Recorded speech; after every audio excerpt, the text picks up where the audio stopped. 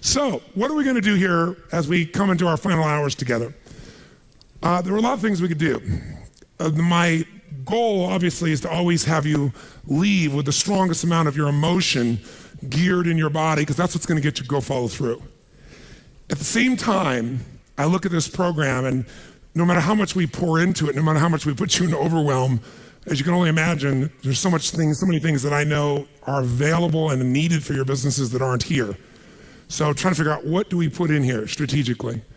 And so I'd like to roll the dice on something that may not be as emotionally exciting, but probably more valuable. And that is a planning process. And so you might have to, for this last part, really manage your own state a little bit. But I'd like to introduce you to what I call RPM, the rapid planning method. And RPM is an experience that when you master the thinking of RPM, you don't have to use the system itself even. You don't have to use a particular mechanical system in terms of how you do this on your computer or calculator or on paper or whatever. But if you take on this thinking system, your entire planning process will transform, and so will you emotionally. And most people in life, when they're trying to plan something, when they're trying to put something together, like plan their day, we all learned yesterday that what controls our focus controls our life. Whatever we focus on, we feel, even if it's not true. Do you agree with me on this, yes or no?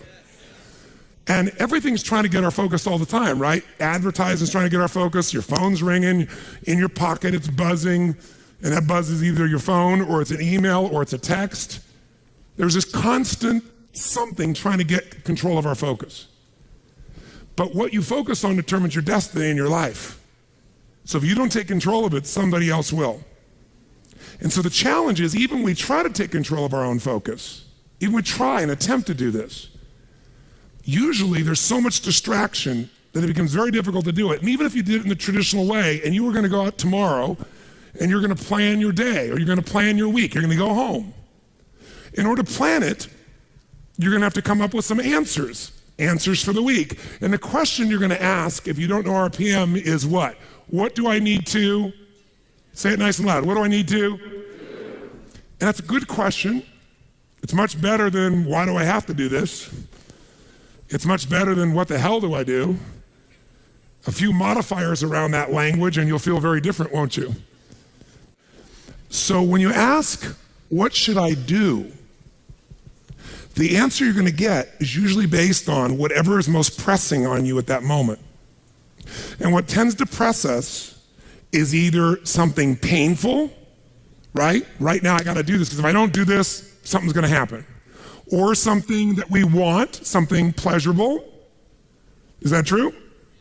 Or it could be our own sense of vision. But that's usually the last thing that we focus on. How many agree with me on this? Say aye.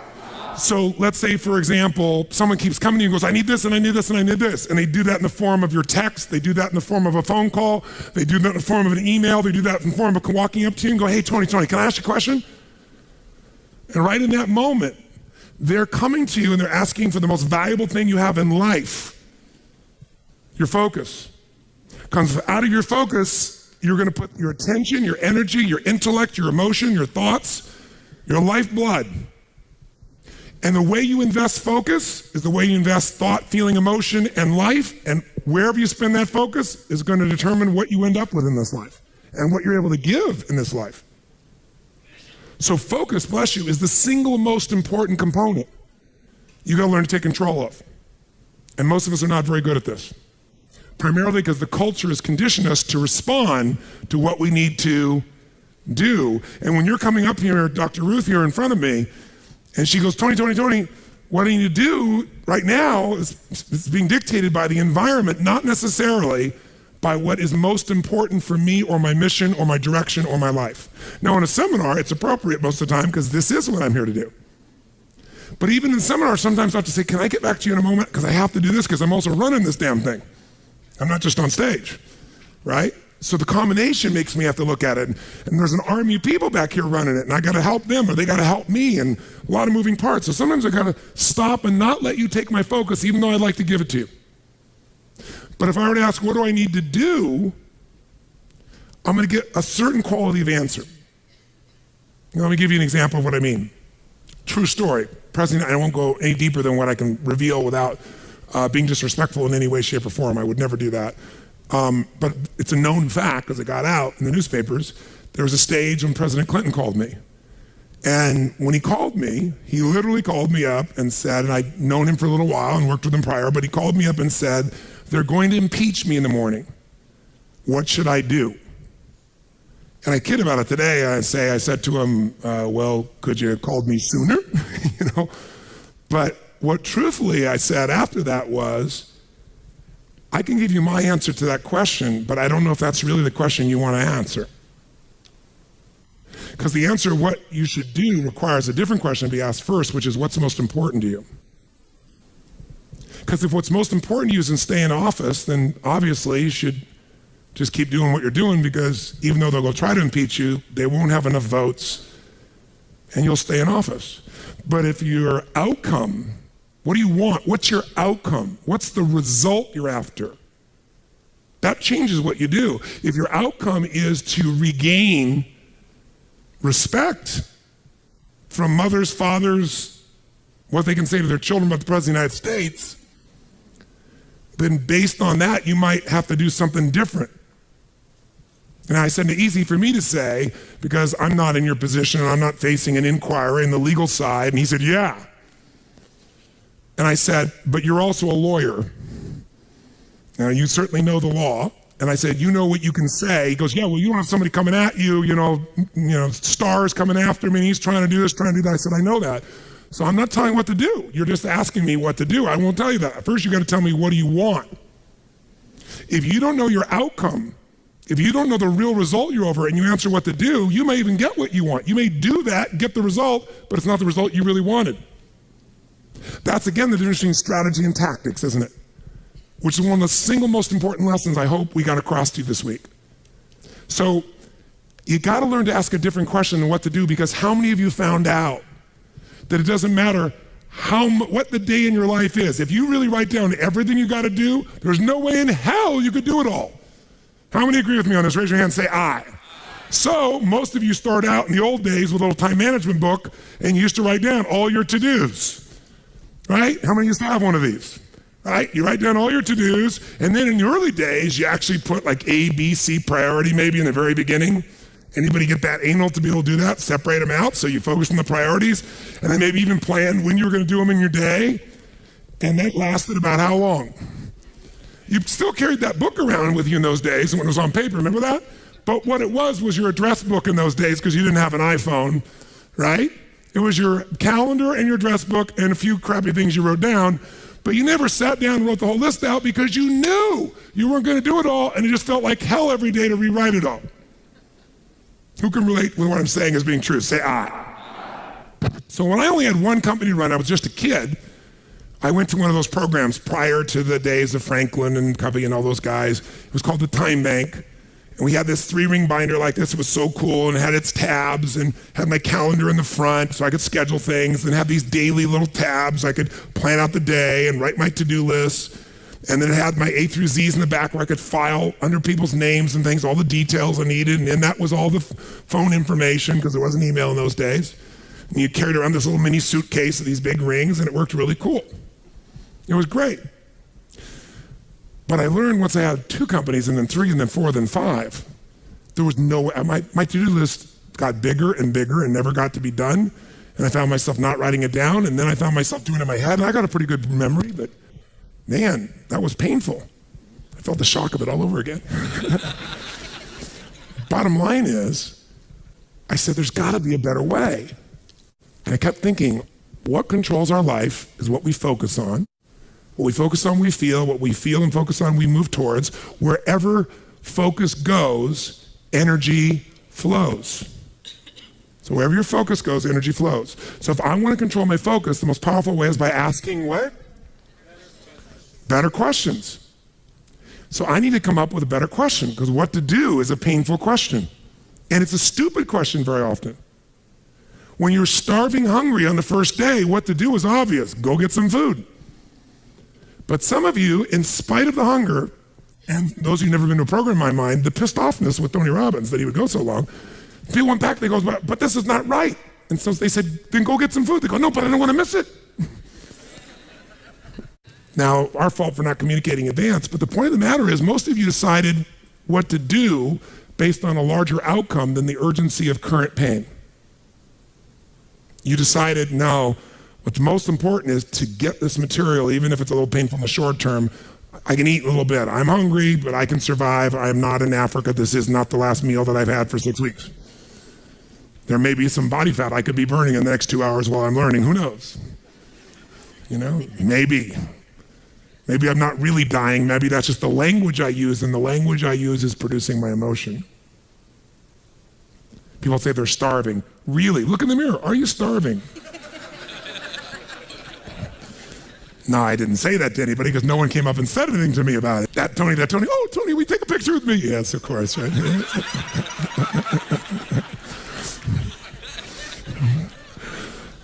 My point is this. Where focus goes, energy flows. You must control your focus. You do it with questions. If you ask the same questions as everyone else, you end up with the same answers. So, how did Bill Gates change his economic world? He was a software designer who didn't say, how do I make better software? He asked, and caught everyone else to ask, how do we become the intelligence that controls all computers worldwide? How do we become the intelligence that controls all computers worldwide? Now, when that's your outcome, do you end up with a different to-do list than if your outcome is to build the best software, yes or no? Yes. And that's why he's one of the richest men on earth. Change a question, change your life. When it comes to planning your life, I want to get you to learn to ask 3 questions now. And the first one is not, what am I going to do? And how many understand why now? Say I. The question you want to ask yourself is, what do I want? What's my outcome? What's my result? The word RPM, the first one, is to get you focused on the target. The target is not the activity. The activity can change. It's what's the result I'm after. If you know exactly what it is you really want, what you desire, what you're really after, clarity is power. The more clear you are and specifically what you want, the faster your brain can get you there. But if you're generally saying things like, what do I want? Well, I want more money. Fine, here's $1, get out of here. Did you achieve the outcome? Yeah, when you're that general, you think you're not getting your goal, you are. The way you language your goal, the way you think about it, you're receiving it. I want to feel a bit better. I want to lose some weight. Fine, you lost a pound, you're done. Because your brain's like a servo mechanism and a bomb and a missile. In the old days, you shoot a missile and the target was going, and if you missed the trajectory, you missed it. Today, what happens when the missile's not on course? What happens? It locks on the heat signature, and what does it do? It moves and follows it. That's the way your brain is if it knows the outcome, if it knows the result. So RPM starts with, I got to know the result. This is a results planning system. The rapid planning method, but you can think of it as a results planning system. I need to know the result I'm after before I ever ask myself what to do. That takes more time, but it's worth it. Now, for time's sake, I'm not going to do this with you right now, but I'll tell you what I do when I've taught this to people and I've got a full weekend to do this in. Just give you a picture.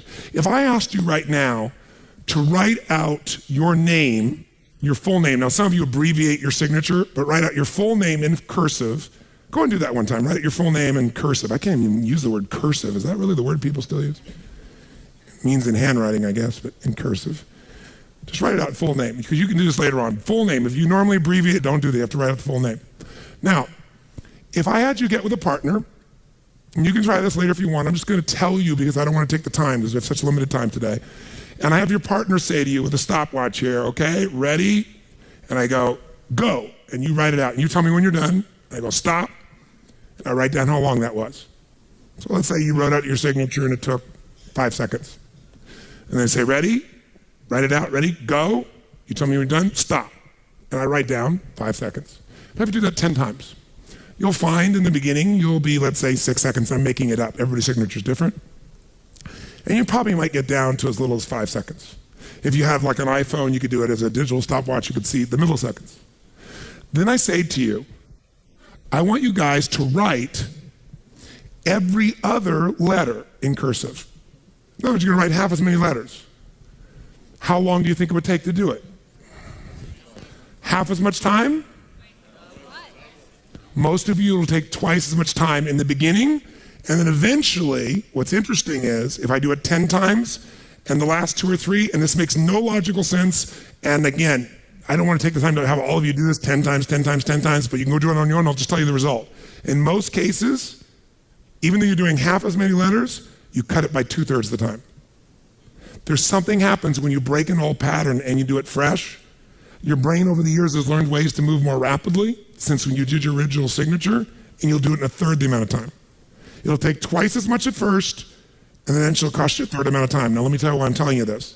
The system I'm calling the rapid planning method, by the time I show it to you, you're gonna go, this takes more time than just making my to-do list. When will it take more time? When? Initially. But once you get it in your nervous system, it'll take you less time because your brain will be thinking in outcomes and not activities. And when you think in terms of outcomes and not activities, pretty soon some of the activities in your list you don't even need to do to get the outcome. You find a better way to get the outcome quicker. Now, how do you do that? Yes, 3 questions. Question 1, what is my result? What is my outcome? What is it I really, truly want from this?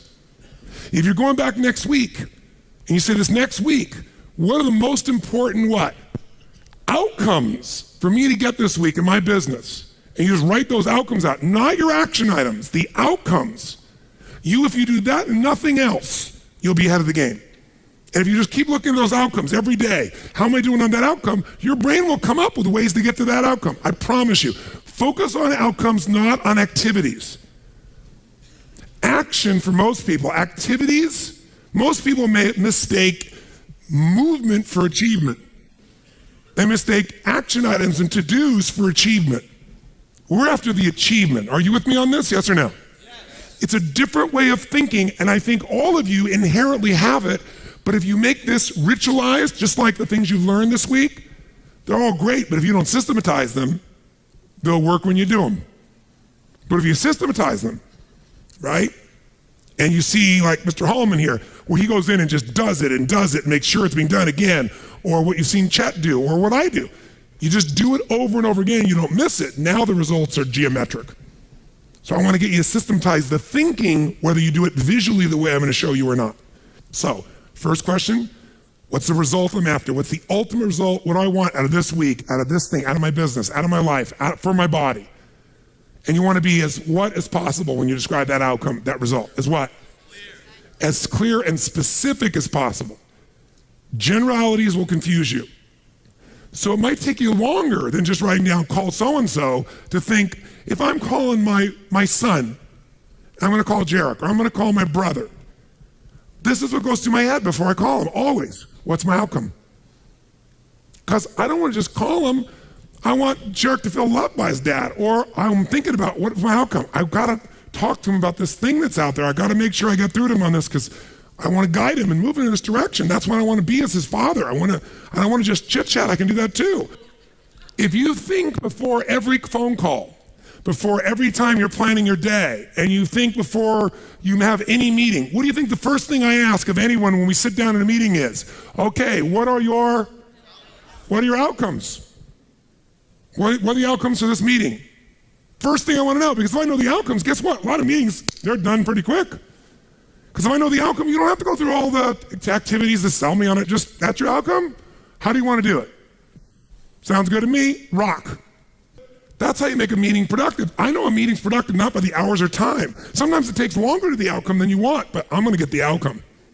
That's, by the way, what you see with me on stage. That's why my times vary, but it's based on an outcome. I'm going to get that outcome. I don't give a damn whether it's the right time or not. I want to do it in that time, but I must deliver the outcome. How many get that? And by the way, how many like to have your company focused on outcomes, results, and not activities? Say aye. People say all the time, well, did you get that done? Well, I left them an email. I left them a voicemail. I've sent them 3 emails. How many times have you heard that? When that happens with me, I'm like, but I don't show it. I just like, really? Wow, that's fascinating. We'll explain about our culture. It's about getting the result. So I can help you if you can't figure another way to do it, but there may be 12 other things we might want to do. Maybe they don't have the answer. Maybe somebody else can give us the answer. The outcome was to get this information, not to leave an email or 12 or 3 voicemails. That will not do any of us any good. How many follow? Now, whether you get the outcome or not, whether you get that result, will be based, first, do you have clarity? And the second thing is, whether you got enough emotional juice to keep going after it when things don't work out. So the second part of RPM is the purpose. RPM, by the way, how many knows what it means when you increase the RPMs in a car? Anybody here? What does that do? It builds up what? Power, speed. Higher RPMs, you can explode through something, right? You can make something happen. So think of this metaphorically also, this rapid planning method, this result planning method. So it's rapid planning, it's a result planning. You want a results-focused, purpose-driven, massive action culture. That's what RPM stands for. It's how you build up power and you break through. But whether or not you get that result will be, are you clear and specific? But also, do you have enough juice when it doesn't work out? How many of you are going after an outcome in your day or in your week, and for whatever reason, you're not able to get it? The person doesn't respond, they're not there, the thing's not there, something interferes, somebody interrupts you. Who's had their plans interrupted? Raise your hand and say, I. So whether you keep doing it or not is, do you have enough emotional juice? See, guys, you all know out of this week, you got more than enough to take your business to a whole nother level. You got more ways. You can go home and be artists now. And some of it, went by so fast, but many of you get the program, you'll watch enough times, you'll be there. Somebody's going to invite us in, we're going to be there and make sure you do it. So it's going to happen. But the art of it being followed through or not is going to come, do you have the emotion to follow through? And that needs to be a part of your thinking also. So the next question I've always asked, besides the outcome, is why? Why is more important than how? Why are we doing this? What's the purpose? Purpose is more powerful than object. Purpose is more powerful than object.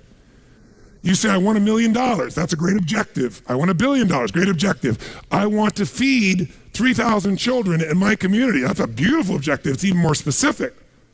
But even that objective, you might get excited about, so you realize what it takes to feed 3,000 kids, right? And the politics involved, and all the people that don't follow through. And then you have this good intention, and somebody else is pissed off because one of the kids didn't get fed. Right? And you did everything you know how to do. What's going to make you keep going? Purpose. Why do you want to feed those 3,000 kids? Why do you want to make that $1 million, that $1 billion? Why are you going to take your business to the next level? Why is the most important thing to know? Because that's where all the emotional juice and fuel is to actually get you to go through when the challenges show up. Every person you see who's on fire and is successful knows the why. You know what the problem is? You might know the why in the beginning. You wrote a mission statement and stuff like that. You got to know why you're doing this right now. This right now. That's what's going to engage you and activate the why. You might have a why, but it's not active. How many follow the difference what I'm talking about here? Say I. Otherwise, that little law of familiarity shows up. Well, we're doing this because da-da-da-da-da, and you repeat the why, but it has no emotion behind it.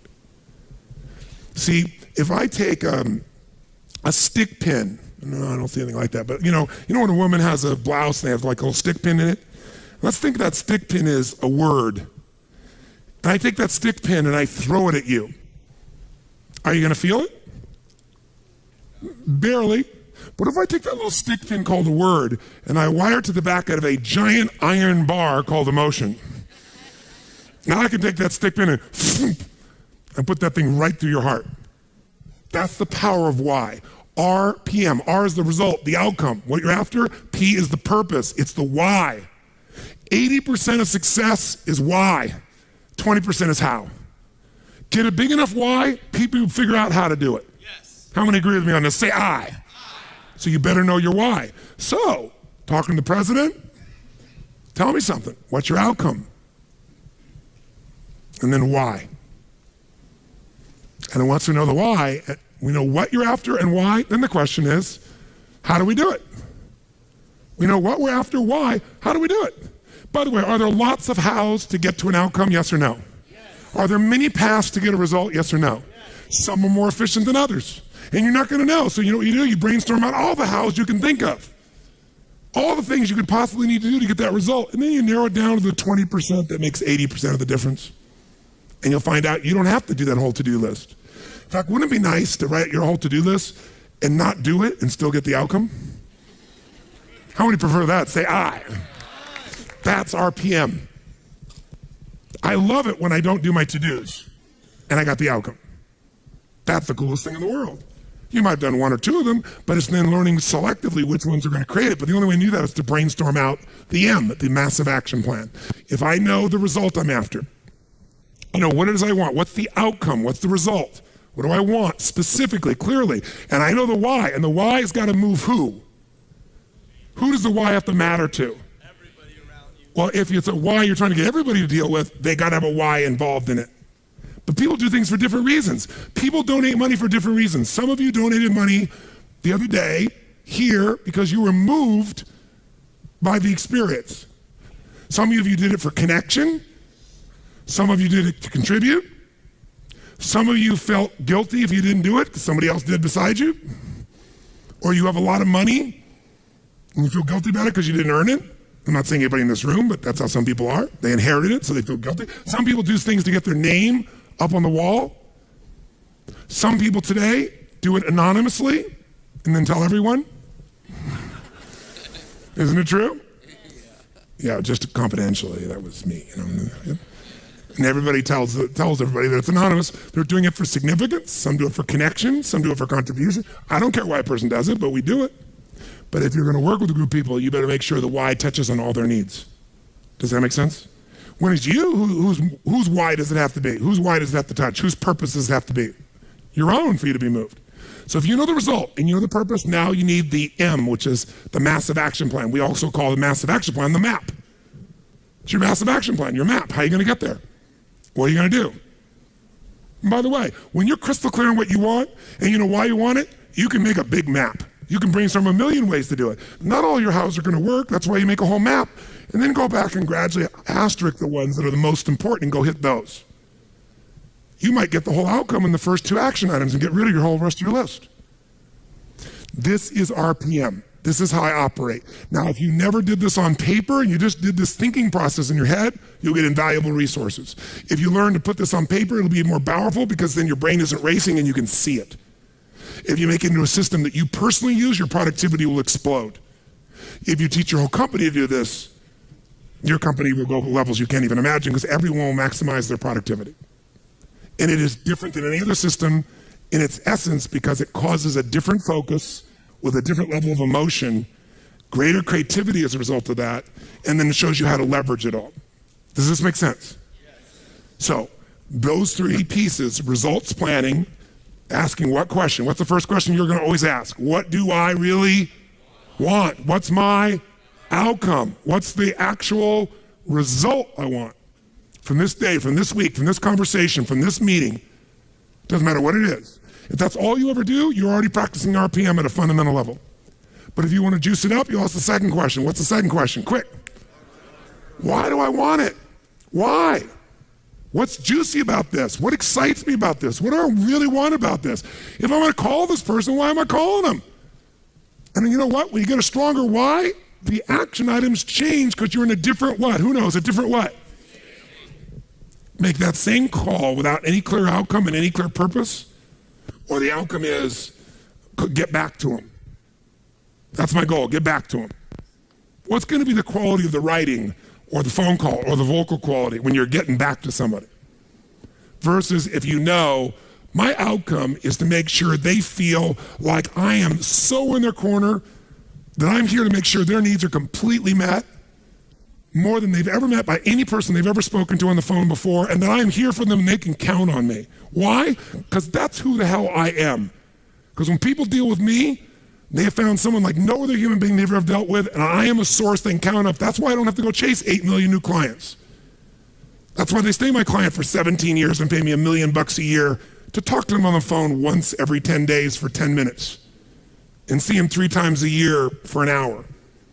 And I get a piece of the upside, so sometimes I get a couple $1 million for that. Why would somebody pay you that kind of money? Because when my guy calls me, he gets delivery he can't get anywhere else on the face of the earth. So I pride myself in that. And by the way, that feels juicy to me.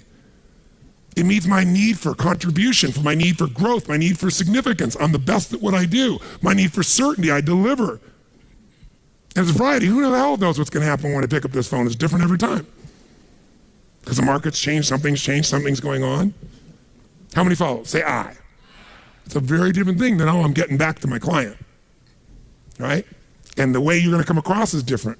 And everybody will go, wow. And in life anyway, by the way, the people who are the very best on earth that get paid everything like 100 times more than everybody else, they're just a little bit better than everybody else. It's like, you know, a bear's chasing you. I don't have to be that fast, just that much faster than you. Right? In life, you just have to be a little bit better than everybody else and you get all the rewards. And that little bit better, to me, is RPM. Okay? Now, RPM is also a visual chunking system, visual way to chunk. Remember the other day when I showed you this little concept of this chunking system? Where, you know, you have this to do, and this to do, this to do, I gotta do this, I gotta do this, and this, and this, and I gotta do this, and this, and this, and this, and I gotta do this, and this, and this. By the way, this is what happens when you ask yourself, what do I gotta do?